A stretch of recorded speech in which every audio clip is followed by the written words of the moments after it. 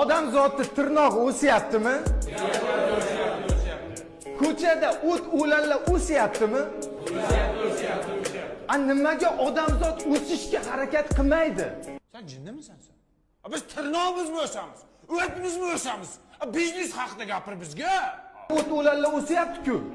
O'ssa, biz ham o'saylikmi endi? Mol yesin kamida bizda endi.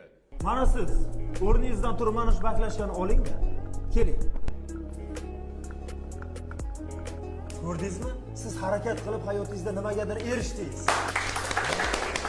Bular haqiqatda jinni ekan.